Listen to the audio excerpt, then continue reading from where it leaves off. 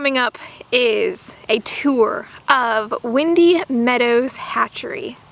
It is a pastured poultry operation in its second generation. Mr. Daniel Hale was extremely generous to give me a full tour of his hatchery, his processing facility, as well as his pastured poultry operation. He shares with us the reality that what we see today is a result of years of sacrifice. As he said, as a family, they spent years where hand to mouth would have been considered extravagant. His parents made the decision to pursue farming and pastured poultry with a desire to be closer to their children. This initial sacrifice required a vision, and now seeing the operation in its second generation gives us, who are just starting out, a bit of hope for what can be if we are diligent to pursue the vision the Lord has put in our hearts, regardless of the sacrifice.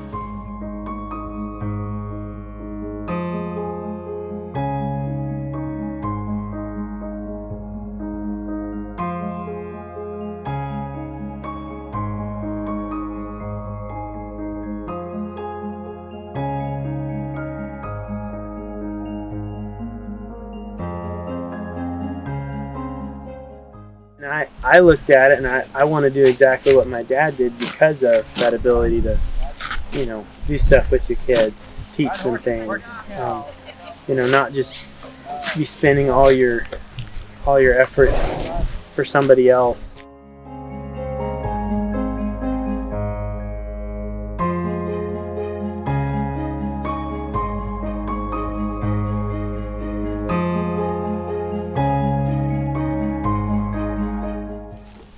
It's not the end of the world if I'm not driving Ferraris. Like that's not what makes me happy. That's not what drives me, you know.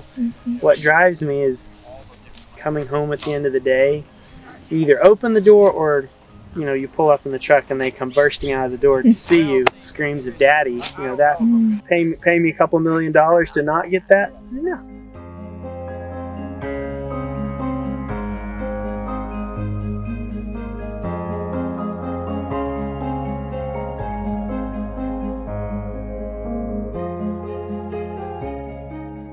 There's a lot of people who see what we're doing and they're like, we want what you have. This does not happen like that. There's, you know, there was a lot of years of, you know, hand to mouth would have been extravagance, you know, and that's what it takes, you know.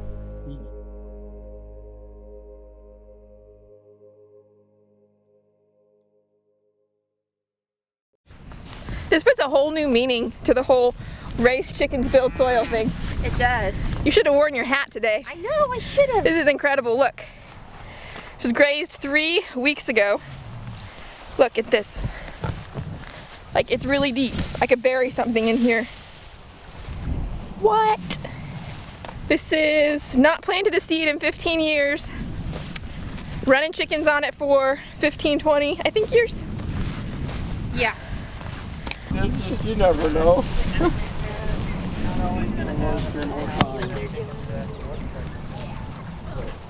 So this is here, this is where they were. This is like, were.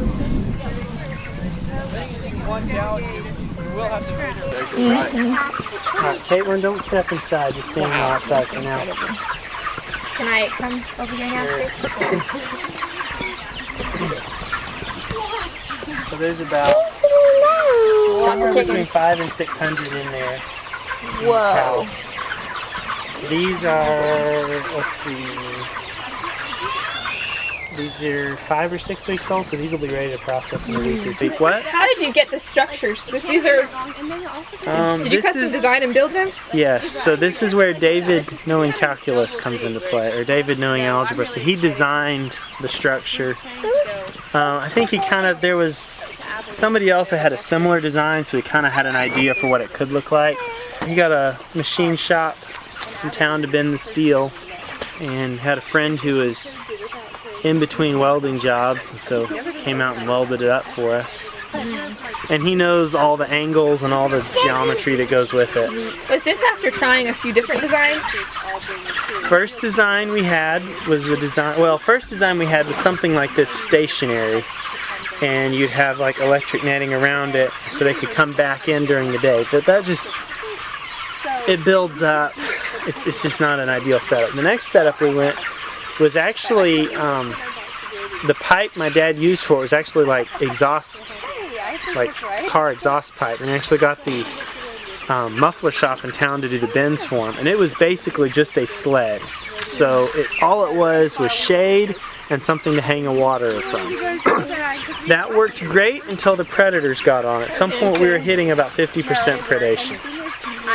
And do you guys have dogs? We had more dogs at that point. So we had at one point we had about 10 Great Pyrenees, and we would stake them out with them. But it's just a hassle. And you know, it's a competition. Predators get smarter. My brother and I and a friend of ours, we got our 22s, and the neighbor to that side told us, as long as you're not hunting deer, you can do whatever. So we would go around the farm, and then we would go up in. It's not on? Okay. And just spotlight up into the oak trees. If you saw eyes, you shot it. We were getting like 11, 12, 13 raccoons a night. So what was your main predator pressure? Raccoons or coyotes? Or raccoons and skunks. We're here, and just basically right between here is where they didn't quite get. So in this is actually rolls up, so you can roll up the side to about right there. For ventilation? Yeah. Right now you can tell he's got them down maybe just a little bit getting through, although he's got the big vents up at the top cut out. When it gets hot, he's got those all the way rolled up, and he's got misters running inside because you got to keep them cool.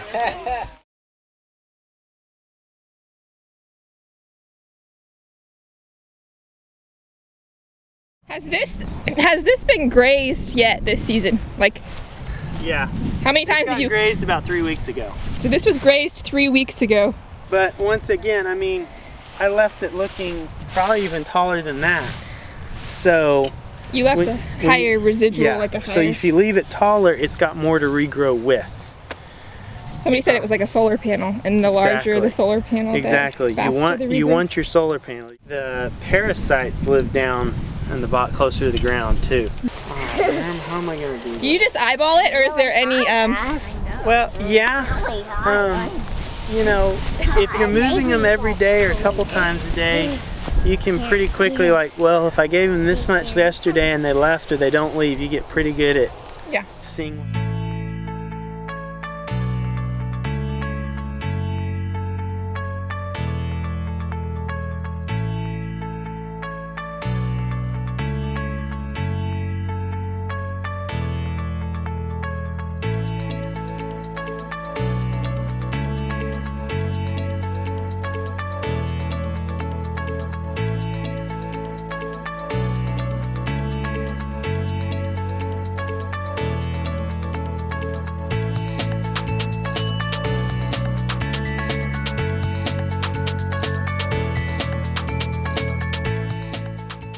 And this isn't even the end of April. Right now, I'm skimming. It's almost all re-tipped. Well, how frequently do you move the cows? Like, how many paddocks do you break this up into? Typically 2 times a day. You move the cows twice a day? I was so sad. Wow.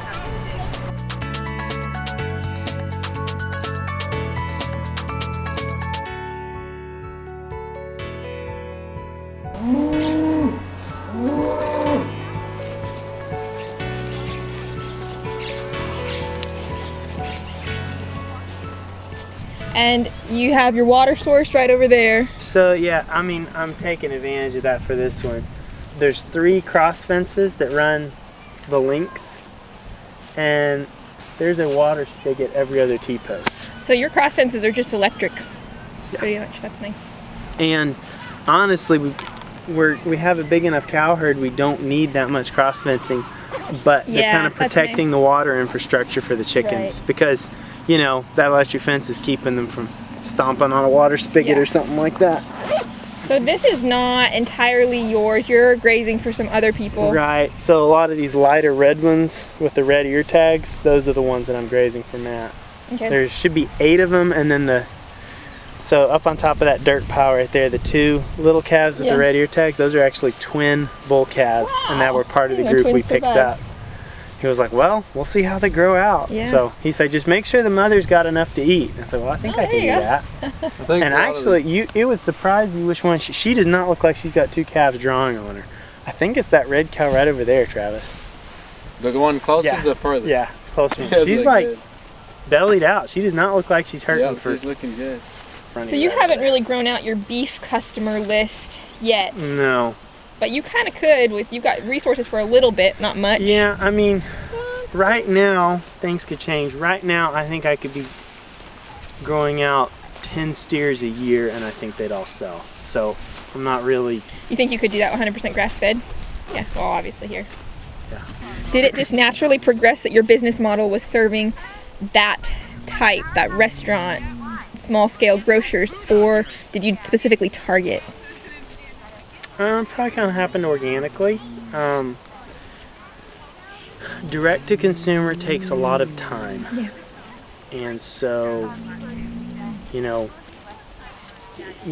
you have somebody who's willing to do all the sales, and, it works better for everybody that way.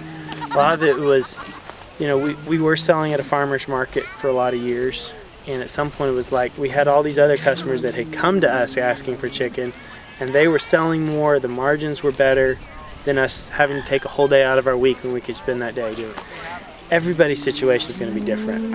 You couldn't say, oh, anytime anybody says to you anything other than Christianity, it's A, B, C, you must do it this way to be successful, like very in-depth steps instead of, keep it between these ditches and make wise decisions. Anytime anybody tells you it's got to be this way, this way, this way, red flag, time to hit the brakes. Because there's a lot of different things out there. I mean, I know people who, everything from they're just going to raise, there's a couple people who just raise chickens for us. We know them, we know how they grow. Daddy's got to deal with, they've got cows, and so they want some fertility. Hey, we'll do the growing, but we don't want to have to handle anything with sales. Everything from that to the person who's doing their little bitty, they process a couple batches of 25 a year, and they're doing vegetables and they're doing that. The person who's doing sheep and that, or just doing, there's a lot of good combinations. There's no one way you have to do it. And I would be concerned, and you want to say this without being prideful at all. I can take none of the credit for where we are. A lot of this is my parents. They worked harder than I have to work hard my whole lifetime to even come close to what they put in. There's a lot of people who see what we're doing or see what other people are doing, and they're like, we want what you have, and they try to mimic exactly what you're doing. That's not the way to do it. This is figure out what your vision is. You have certain things that you're going to adhere to, and see what opportunities open up and go with them. Not everybody is going to, chicken's the way we're going to do it. There's a lot of underdeveloped stuff out there that, if people wanted to get into it, they could. And is it going to be easy? No. I mean, like I said, I can't take credit for persevering through the hard times that got us to this point. I can pretty much only take credit for not crying too much in the back seat, getting there. But this does not happen like that. There was a lot of years of, hand to mouth would have been extravagance. That's what it takes. You don't get anything in this life for free. Especially not when it comes to farming. Yeah. President Reagan had the line about he was speaking at some farming convention, and they had it in Las Vegas because that's the cheapest place to find hotels and food, so they had it in Las Vegas. And somebody asked, what in the world, what are a bunch of farmers doing in Las Vegas? He said he couldn't help it. He's like, they're the only industry that makes Vegas look like guaranteed annual income. So, it's not quite true, but... Well, it loops back to what you were saying when I very first showed up, and that you have to have a vision for this beyond dollars and cents. For your parents, it was. They wanted to be with their family. They saw it as an opportunity to grow their family in the way that. Yeah, that I think it started as we can either make a little money or save a little money to put towards getting out of debt, and then things happen. It was Daddy said, well, I could quit my job and come home and work with them every day, and like I said, best thing that happened to me, period. And that I learned so much, and I grew so close to my dad, and you can't put a dollar value on that. And if you're in it for a dollar value, then you miss stuff like that. So there's nothing wrong with making money. You kind of have to make money to live. So if you're not making money with something, it's not a bad stretch to say you're doing it wrong, at least long term. If you're not making money long term, but if it's about dollars and cents, then you're probably doing it wrong. I looked at it and I want to do exactly what my dad did because of that ability to do stuff with your kids, teach them things, not just be spending all your efforts for somebody else. This is a multi-generational thing. So your dad started this, like, as far as having animals on this particular land. It was cows, right? Yeah. Okay. We had cattle. This was the farm, the country. We came out every day to see the cows from town. We lived in Commerce. That's neat. Rain, snow, and there were no roads out here then that were all weather. But you kind of had the idea about chickens, right? If I'm right, you're the chicken guy. Yeah. Yeah. Joel Salatin. Joel Salatin. Yeah. Okay. I wondered if he had some influence on you. Yeah. When my kids were little, Robert Hutchins over at Hope 3-inch gave me this video by Joel raising chickens, and I showed it to the children, thinking they were going to go, ooh, gross. Instead, they went, we can do that. And they can. Neat. They've taken over every aspect of the operation. You're giving a lot of hope to people who are putting up with their children on the job site right now. Yeah. I got a little bit of an interview with him, but not much. He brought back a DVD of Joel Salatin. Let's date ourselves. It was a VCR. This is back before we had a DVD player, okay? Each of these is a brooder. So these are kind of the older style. What's with the trees planted next to them? Shade. Okay. I mean, futuristically speaking. For us, this is kind of like the newer type. We've built 2 of these. Yeah. So that's about 2,000 of them, I think. 3,000? No, we're not 2,000. Yeah. That's a lot. Okay, cut it goes way back. So I think. What?